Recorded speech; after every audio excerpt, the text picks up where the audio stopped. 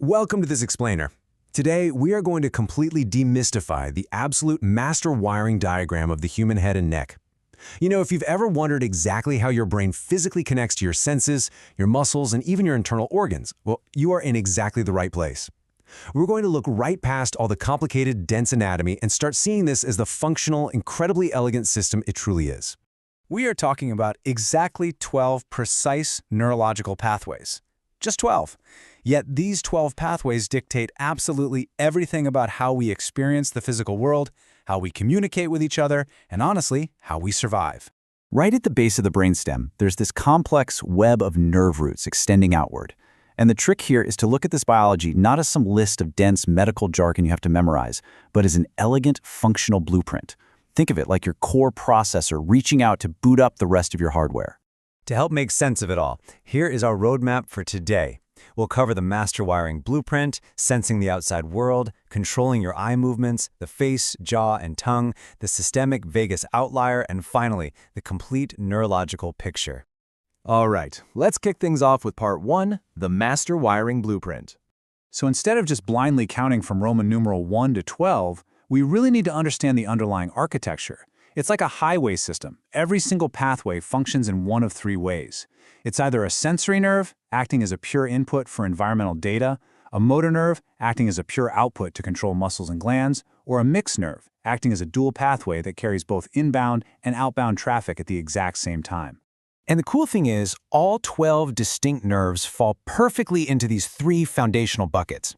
You've got the pure inputs, the pure outputs, and those heavy-duty, highly complex dual pathways. Keeping this really simple framework in mind makes the entire biological grid so much easier to grasp. Moving right along to part 2, sensing the outside world. Our pure sensory inputs act as direct data lines straight to your brain's processing centers. Take nerve 1, the olfactory nerve. It transmits data from your nasal cavity right to the temporal lobe, so you can actually smell your morning coffee. Then there's nerve 2, the optic nerve, carrying massive amounts of visual data from the retina back to the occipital lobe. And nerve 8, the vestibulocochlear nerve, which is this fascinating dual-role sensor. It maintains your physical balance while simultaneously processing the sounds you're hearing right now. Next up is part 3, controlling your eye movements. Now, having sensed the world, how do we physically focus on it? The engineering behind our vision is literally a mechanical marvel right inside your skull. It actually requires 3 completely separate motor nerves working in perfect real-time synchronization just to let you casually glance around a room. The crucial takeaway here is how these 3 distinct pathways basically share the heavy lifting. Nerve 3, the oculomotor nerve, is your heavy hitter. It handles most of your eye movements, elevates your eyelids, and even constricts your pupils to regulate light. But it definitely needs help. Nerve 4, the trochlear nerve, specifically controls the superior oblique muscle, pulling your eye downward and inward, exactly what you use when you're reading a book. And nerve 6, the abducent nerve, controls the lateral rectus muscle, allowing your eye to pull outward when you glance out of the side of your eye.